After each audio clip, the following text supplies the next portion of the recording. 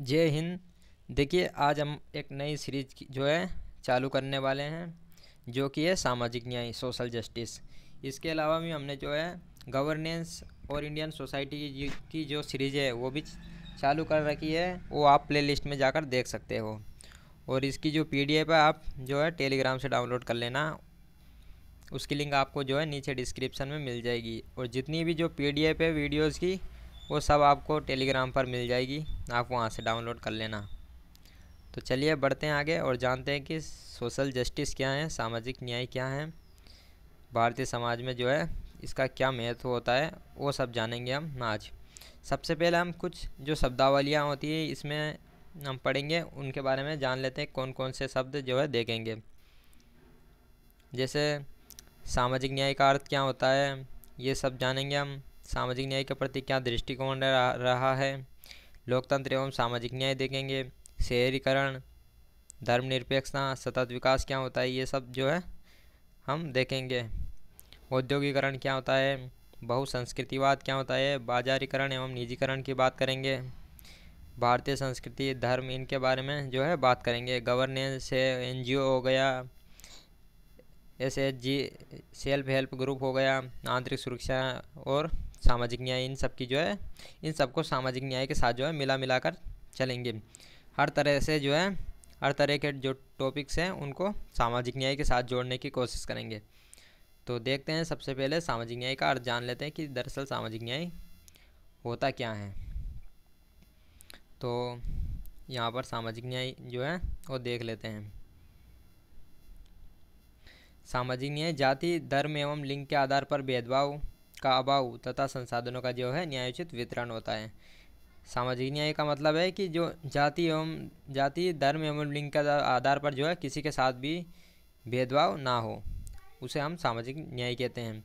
और इसके अलावा जो है संसाधनों का सभी के साथ जो है समान वितरण उनका होना चाहिए, समान बंटवारा उनका होना चाहिए संसाधनों का। इसे तब हम उसे कह देंगे सामाजिक न्याय। अब सामाजिक न्याय जो है इससे क्या होगा कि सामाजिक समानता में वृद्धि होगी, आर्थिक समानता एवं समावेशी विकास होगा अगर सामाजिक न्याय होगा तो सभी में। तो इससे क्या होगा, सामाजिक सशक्तिकरण बढ़ेगा। अब यहाँ सशक्तिकरण का मतलब होता है आर्थिक, राजनीतिक एवं सामाजिक जो निर्णय होते हैं उनके संबंध में तथा स्वयं के संबंध में निर्णय लेने में सक्षम हो जाना, ही सामाजिक जो है सशक्तिकरण कहलाता है। यहाँ पर सशक्तिकरण का मतलब देख लेते हैं, आर्थिक, सामाजिक, राजनीतिक विकास के साथ स्वयं के संबंध में निर्णय लेने में जो है सक्षम ही सशक्तिकरण होता है। अब यहाँ पर देखते हैं सामाजिक न्याय के संबंध में क्या दृष्टिकोण है, ये देख लेते हैं। यहाँ पर दो अलग अलग जो है विचारकों का दृष्टिकोण है, उदारवादी पूंजीवादी दृष्टिकोण तथा समाजवादी या समतावादी दृष्टिकोण। सबसे पहले पूंजीवादी या उदारवादी जो है दृष्टिकोण देख लेते हैं।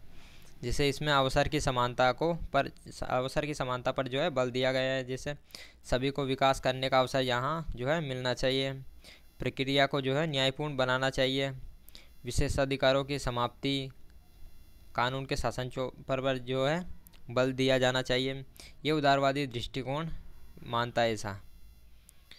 और इसके अलावा लाभ को महत्व दिया जाना चाहिए, कल्याणकारी योजना की जो है उपेक्षा, बाजारवाद का समर्थन जो है ये करता है, संसाधनों का केंद्रीकरण करने की बात करता है ये उदारीकरण वाला जो है, आर्थिक असमानता में वृद्धि, गरीब वर्ग मूलभूत सुविधा से जो है वंचित। इसके अलावा निजीकरण आरक्षण का जो है विरोध करता है, वंचित वर्ग के लिए अवसर की समानता मूर्त रूप नहीं लेगी। ये उदारवादी दृष्टिकोण है। इसके अलावा आप देखते हैं जो है समाजवादी या समतावादी दृष्टिकोण, संसाधनों के न्यायोचित वितरण पर जो है ये इसकी बात करता है। अब यहाँ पर एक प्रश्न देख लेते हैं। जैसे सामाजिक न्याय को बाजार के भरोसे नहीं छोड़ा जा सकता है, स्पष्ट करें। इस सबसे पहले जो पहले इसमें है, सबसे पहले सामाजिक न्याय का जो है अर्थ बता देना है आंसर राइटिंग करते समय। सामाजिक न्याय को बाजार के भरोसे नहीं छोड़ा जा सकता है, क्योंकि क्यों नहीं छोड़ा जा सकता है इसके जो है दो चार पॉइंट लिख देने। जैसे बाजारवाद, संसाधनों का केंद्रीकरण, बाजार निजीकरण, आरक्षण का विरोध, बाजार लाभ को महत्व, और अंत में जो अच्छा सा जो है पॉजिटिव निष्कर्ष लिख देना है। इस तरह जो है आप आंसर राइटिंग की जो है मेंस के लिए इसके साथ साथ जो है प्रैक्टिस भी कर सकते हो। यहाँ पर अगला जो प्रश्न है वो देख लेते हैं। सामाजिक न्याय के प्रति पूंजीवादी या उदारवादी दृष्टिकोण की जो है समीक्षा करें। अब इसमें क्या करना है, जैसे सामाजिक न्याय का जो है पहले पेरे में सामाजिक न्याय का जो अर्थ बता देना है और दूसरे पेरे में पूंजीवादी दृष्टिकोण के लिए सामाजिक न्याय के लिए क्या तर्क है वो देख लें। जिस अवसर की समानता प्रक्रिया को न्यायपूर्ण बना दो, बाकी सब उनके ऊपर छोड़ दो। विशेषाधिकारों की समाप्ति कर दो, मतलब किसी को जो है विशेष अधिकार ना दिए जाए। उसके अलावा जो है अंत में अच्छा सा निष्कर्ष लिख देना है। अब यहाँ पर बात करते हैं कि जो सामाजिक न्याय है वो क्यों आवश्यक है। इसकी जो है बात करते हैं कि सामाजिक न्याय की क्या ज़रूरत है, क्यों आवश्यक है ये। तो समाज के पूर्ण विकास एवं सामाजिक एकता के लिए जो है सामाजिक न्याय जरूरी है। समाज के पूर्ण विकास एवं सामाजिक एकता के लिए, लोकतंत्र की सफलता के लिए जो है सामाजिक न्याय आवश्यक है। इसके अलावा शासन व्यवस्था की सफलता एवं कानून के शासन के लिए सामाजिक न्याय जो है आवश्यक है। अब यहाँ जैसे सामाजिक न्याय है ये प्रशासनिक व्यवस्था है और ये ऊपर हो गया लोकतंत्र। इस तरह जो है डायग्राम आप लिख सकते हो। आर्थिक समृद्धि के लिए भी सामाजिक न्याय जो है वो ज़रूरी है। आर्थिक समृद्धि जैसे समाज में सभी भेदभाव ये समाप्त हो जाएंगे, सभी को विकास का जो है अच्छा अवसर प्राप्त होगा। महिलाओं की सहभागिता जो है अर्थव्यवस्था में बढ़ेगी और इससे क्या होगा, फिर उत्पादन में वृद्धि होगी, अर्थव्यवस्था पर जो है वो बोझ कम होगा तथा परिणाम स्वरूप जो है आर्थिक समृद्धि में वृद्धि होगी। अगला पॉइंट क्या है, सामाजिक न्याय क्यों जरूरी है, इसका जो देखते हैं। जैसे प्रत्येक व्यक्ति की जो है गरिमा, राष्ट्र की एकता एवं अखंडता को बनाए रखने वाली बंधुता के लिए जो है वो सामाजिक न्याय इसके लिए भी ज़रूरी है। अब देखते हैं, प्रश्न देख लेते हैं। जैसे आर्थिक समृद्धि के लिए सामाजिक न्याय की निरंतरता आवश्यक है। क्या आप इस कथन से सहमत हैं? अब इसके जो हमने ऊपर कीवर्ड्स पढ़े हैं, पॉइंट पढ़े हैं, वो उसको मिलाकर जो है आंसर बना देना है। अब यहाँ पर फिर प्रश्न देख लेते हैं। एक सामाजिक न्याय की अवधारणा को स्पष्ट करते हुए सामाजिक न्याय की आवश्यकता पर जो है विचार व्यक्त करें। अब इसमें सबसे पहले पेरे में जैसे सामाजिक न्याय का अर्थ बता देना है और उसका क्या दृष्टिकोण है ये बता देना है। दूसरे पेरे में सामाजिक न्याय की आवश्यकता क्यों है, ये जो हमने अभी कीवर्ड पढ़े, पॉइंट पढ़े, उनको जो है जोड़ देना है और अंत में जो है अच्छा सा एक निष्कर्ष बता देना। अब यहाँ पर बात करते हैं सामाजिक न्याय जो है वो अस्त्र है। जैसे क्यों कहा गया है ऐसा है वो देख लेते हैं। यह आरक्षण की जो है बात करते हैं, कल्याणकारी योजना एवं सशक्तिकरण संबंधित योजना।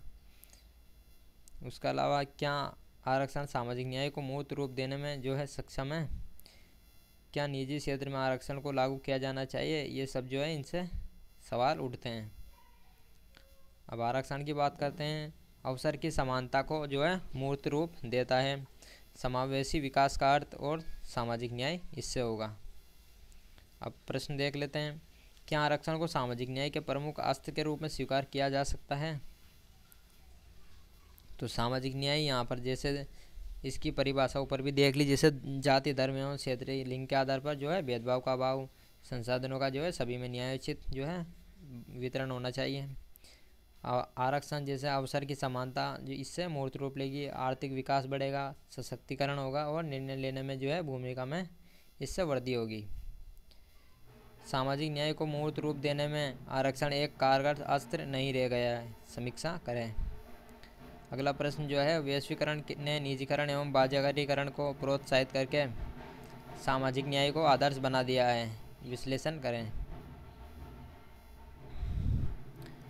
अब देखते हैं वैश्वीकरण एवं सामाजिक न्याय के बारे में।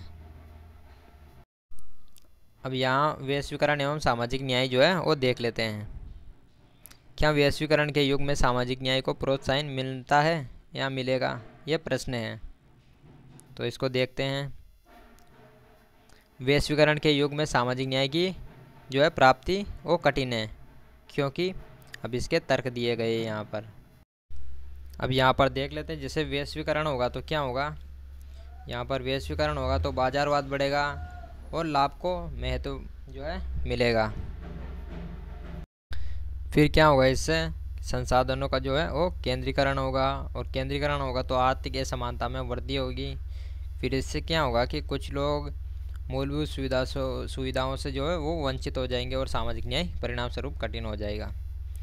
अब आगे देखते हैं इससे क्या होगा। वैश्वीकरण होगा तो निजीकरण होगा, और इससे क्या होगा, आरक्षण का जो है विरोध होगा, तकनीकीकरण को जो है प्रोत्साहन मिलेगा। परिणाम तो इससे क्या होगा कि इससे रोजगार में जो है वो कटौती होगी तथा वंचित वर्ग का जो रोजगार वो उसे नहीं मिलेगा, और परिणाम स्वरूप सामाजिक न्याय जो है कठिन हो जाएगा। अब आगे देखते हैं, जैसे वैश्वीकरण होगा तो क्या होगा, इससे बाजारवाद बढ़ेगा, और बाजारवाद बढ़ेगा तो बाजार को विकृत करने वाली नीति अर्थात सब्सिडी नीति का जो है विरोध होगा, और गरीबों का जो कल्याण वो है वो प्रभावित होगा। परिणाम स्वरूप सामाजिक न्याय जो कठिन होगा। अब यहाँ पर प्रश्न देख लेते हैं एक, जैसे क्या है कि वैश्वीकरण के युग में सामाजिक न्याय की प्राप्ति कठिन है, स्पष्ट करें। अब इसमें क्या करना है, जैसे पहले पेरे में तो सामाजिक न्याय का वो अर्थ बता देना है, दूसरे पेरे में सामाजिक न्याय के युग में सामाजिक न्याय की प्राप्ति जो है कठिन है, वो अभी हमने देखी, जैसे उसके कीवर्ड्स लिख देने हैं, और अंत में जो है अच्छा सा एक निष्कर्ष बता देना है। अब यहाँ पर देखते हैं, जैसे वैश्वीकरण ने काफ़ी हद तक सामाजिक न्याय को वो मजबूत भी किया है।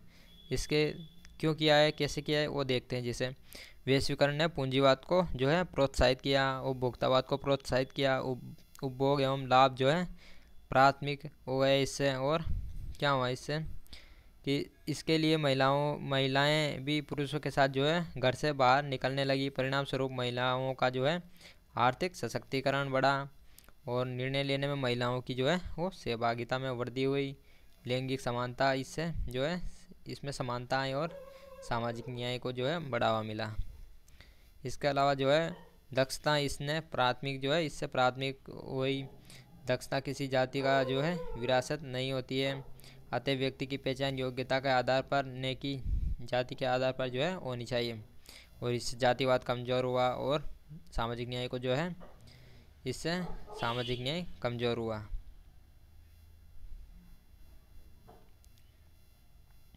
अब और देख लेते हैं क्या हुआ।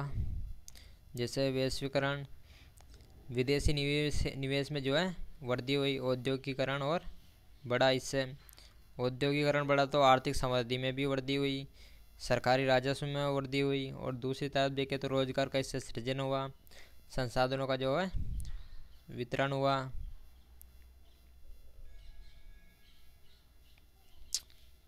संसाधनों का जो है इससे वितरण हुआ, परिणाम स्वरूप सामाजिक न्याय हुआ, और कल्याणकारी योजना का क्रियान्वयन हुआ।